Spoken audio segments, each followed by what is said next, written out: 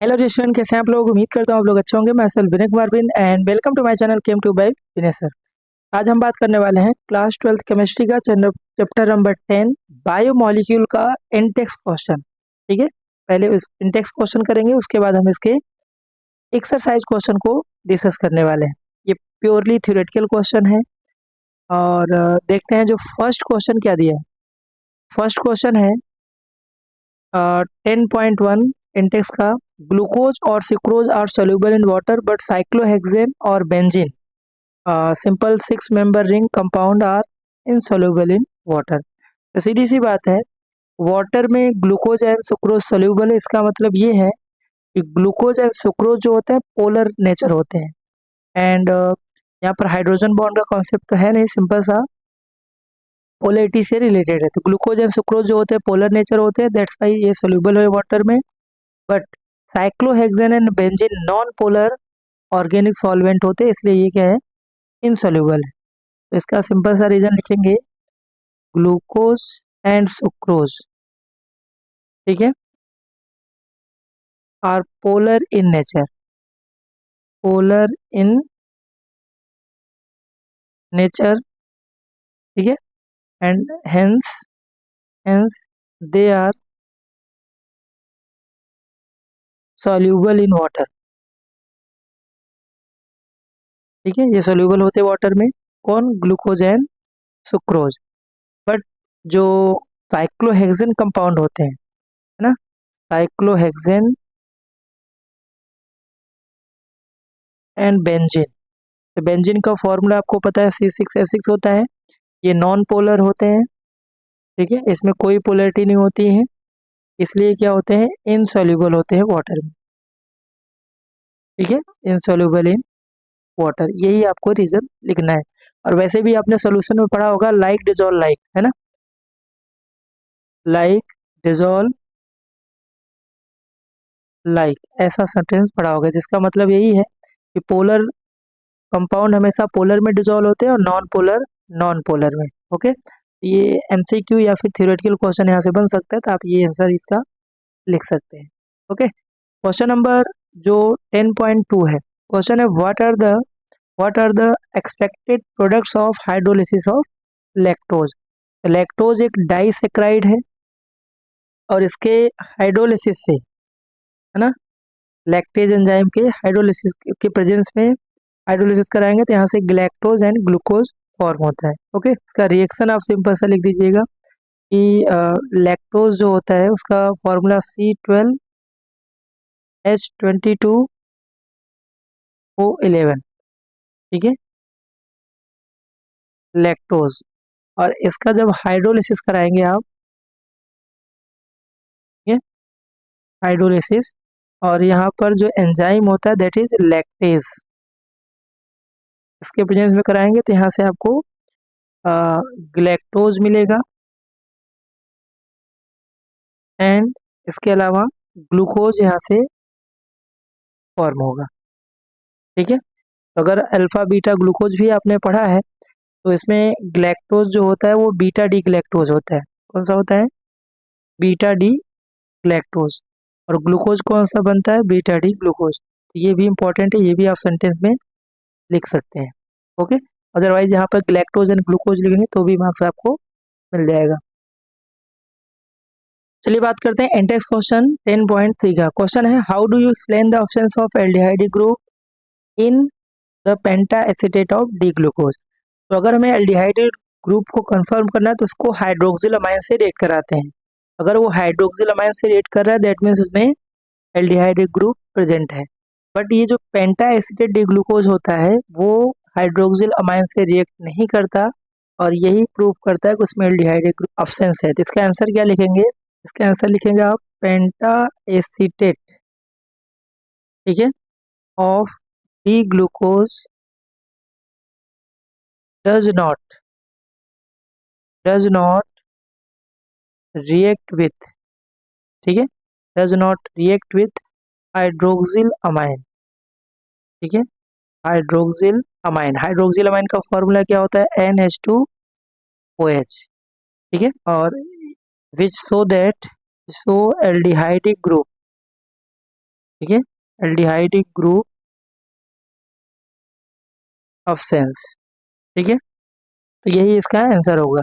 Obvious सी बात है, पेंटाएसिटेट hydroxyl amine से रिएक्ट नहीं करता, इसलिए ये इस बात का कंफर्म करता कि ये कि इसमें एल्डिहाइडिक ग्रुप अब्सेंस होता है। बट जो हाइड्रोक्सिल अमाइन से रिएक्ट करेंगे वो इस बात को कंफर्म करते हैं कि उसमें एल्डिहाइडिक ग्रुप प्रेजेंट रहती है, इसका आंसर हो जाएगा।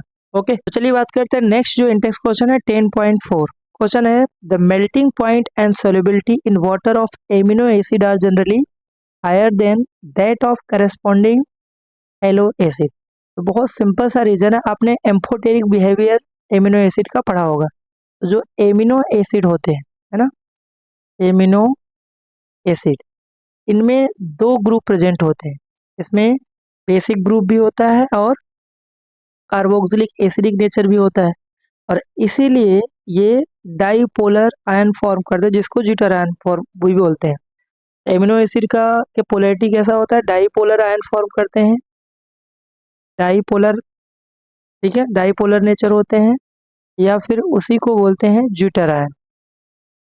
ठीक है, ज्यूटर आयन। और इससे क्या होगा, इनके बीच एक स्ट्रॉन्ग इलेक्ट्रोस्टैटिक अट्रैक्शन फोर्स होता है। ठीक है, due to this they have strong electrostatic force, and hence क्या होगा इसका हाई क्या होगा, मेल्टिंग पॉइंट होगा। ठीक है, ये जो मैंने पॉइंट लिखा है मेन यही रीजन में आप लिखेंगे। एमिनो एसिड कंपाउंड में एसिडिक एंड बेसिक बिहेवियर होता है, जिसके कारण वो एक्वस सॉल्यूशन में डाईपोलर आयन फॉर्म करेंगे, और डाईपोलर जिसको बोलते हैं ज्यूटर आयन। और इसके कारण इनके बीच क्या होता है कि strong electrostatic force of attraction बनता है। आप चाहो तो इसका स्ट्रक्चर भी बना सकते हैं, जैसे इसमें क्या होता है, H होगा, बाकी यहाँ से कार्बोक्सिलिक ग्रुप है और NH2 ग्रुप होता है। एक्वस सॉल्यूशन में H2O में ये डाईपोलैरिटी फॉर्म करते हैं। डाईपोलैरिटी मीन्स व्हाट, कार्बन के पास H है, यहाँ से COO माइनस और यहाँ से NH4 प्लस, इसी को बोलते हैं डाईपोलर आयन, और इसी को ज्यूटर आयन बोलते हैं। इसीलिए ये इसका मेल्टिंग पॉइंट ज़्यादा होता है, बट इसी के हेलो एसिड में ऐसा डाईपोलर आयन फॉर्म नहीं होता है, इसलिए इसका मेल्टिंग पॉइंट कम होता है। ओके, ये बात करते हैं नेक्स्ट जो इंडेक्स क्वेश्चन है कि where does water present in a egg go after boiling the egg. आपने डीनेचुरेशन ऑफ प्रोटीन पढ़ा होगा, है ना। इसमें क्या होता है, जब एग को हम बॉयल करते हैं, है ना, तो वो क्या है कि उसके अंदर जो प्रोटीन है एग के अंदर, वो डीनेचर्ड हो जाता है, कोगुलेट के फॉर्म में कन्वर्ट हो जाता है। और जो वाटर मॉलिक्यूल है वो कोगुलेट किसके थ्रू होता है, हाइड्रोजन बॉन्ड के थ्रू। ठीक है, यही इसका आंसर होगा। तो इसका आंसर क्या होगा, व्हेन एग। ठीक है, when egg is boiled, when egg is boiled the protein, the protein present inside the egg, the protein present inside the egg get denatured। ठीक है, denatured and coagulate मतलब वो सॉलिड फेज में convert हो जाता है। ठीक है, and water absorb hydrogen bond, ये इसका फाइनल आंसर होगा। ठीक है, तो सिंपल सा है, जब एग को बॉयल करते हैं तो जो protein present inside the egg क्या होता है, डीनेचर्ड हो जाता है एंड कोगुलेट होता है, और वाटर एब्जॉर्ब हो जाता है कोगुलेशन के थ्रू बाई हाइड्रोजन बॉन्डिंग के। ठीक है, तो ये इसका आंसर होगा। अगर आपने डीनेचुरेशन ऑफ प्रोटीन पढ़ा होगा, तो प्रोटीन के डीनेचुरेशन से प्राइमरी जो स्ट्रक्चर होता है उस पर कोई इफेक्ट नहीं आता, but secondary and tertiary structure क्या होता है, डिस्ट्रॉय हो जाता है। ठीक है, ये इसका आंसर है। नेक्स्ट जो क्वेश्चन 10.6 क्वेश्चन है, why can not vitamin c store in our body.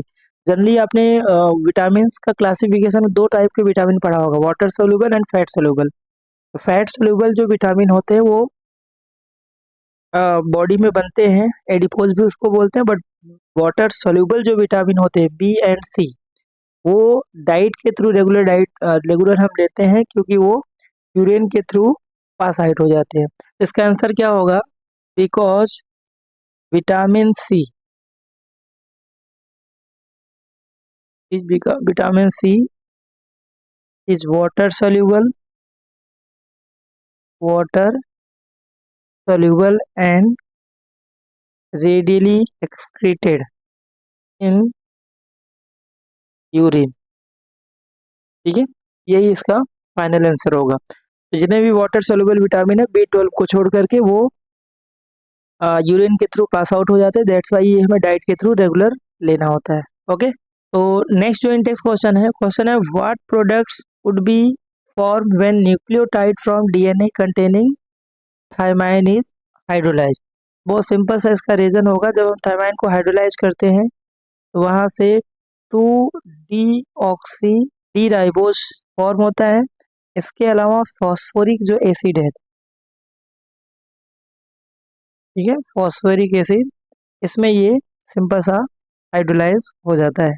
Okay, तो चलिए बात करते हैं एंटेक्स का 8 क्वेश्चन है when RNA is hydrolysed there is no relation among the quantities of different base obtain, what does this fact suggest about the structure of RNA.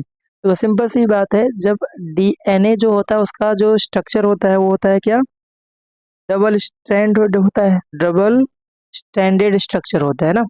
इसमें इसको जब हाइड्रोलाइज कराते हैं, ठीक है, हाइड्रोलाइज कराते हैं तो यहाँ से पेयर्स में प्रोडक्ट फॉर्म करते हैं।